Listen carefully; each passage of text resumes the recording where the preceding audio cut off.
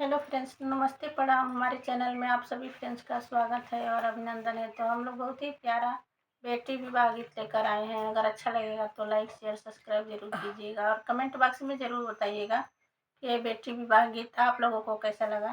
तो चलिए सुनाते हैं।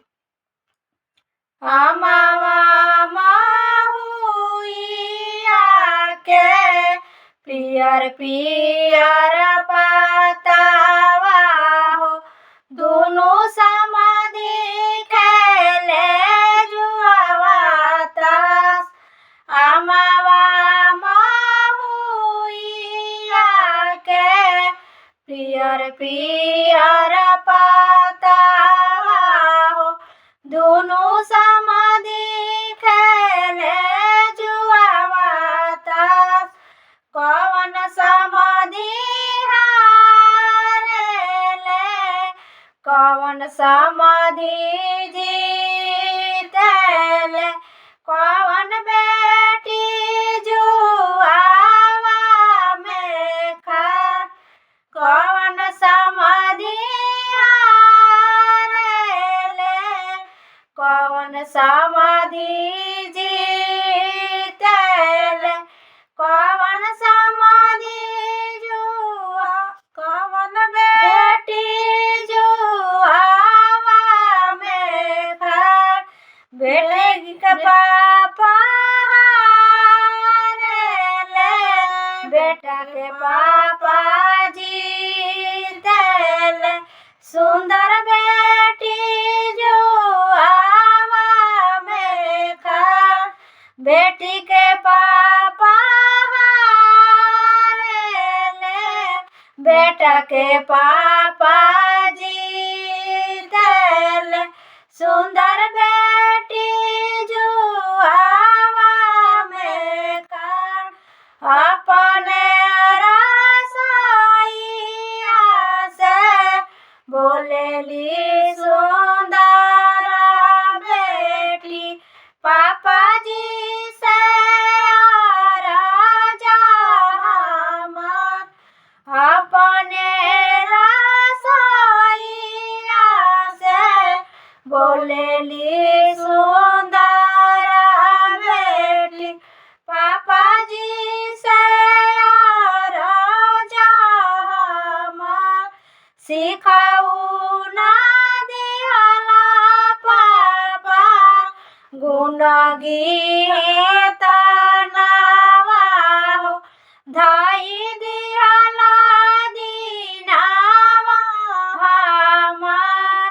सिखाऊ ना दिहला पापा, गुण गीत नावा हो, धाई दिहला दीनावा हमार। चाउरा देखी बेटी अदहन दिहा हो, दाल देखी नमक लगाई।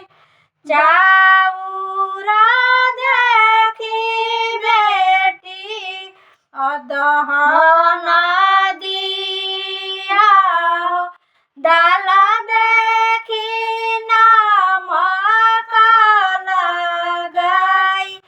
मड़वा बसाई बेटी, सासु आगे दिहा हो, करिया जेठानी जी के मन।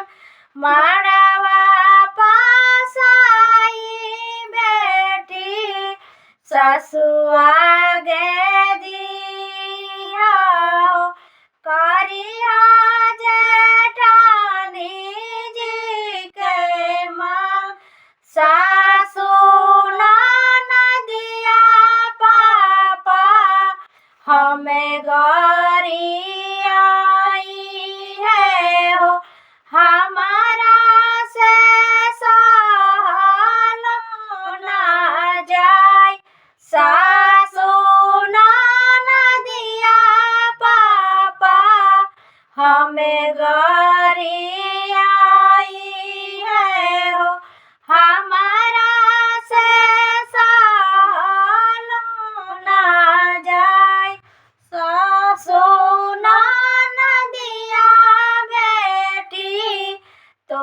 गारी आई है हो, लेत बेटिया चारा पसार लिया बेटिया चारा पसार होई जाइए गुजारा तोहार होई जाइए गुजारा तोहार अमवा महुआ के पियर पियर पातावा हो, दुनु समाधि खेले जुआवा तास अमवा महुआ के पियर पियर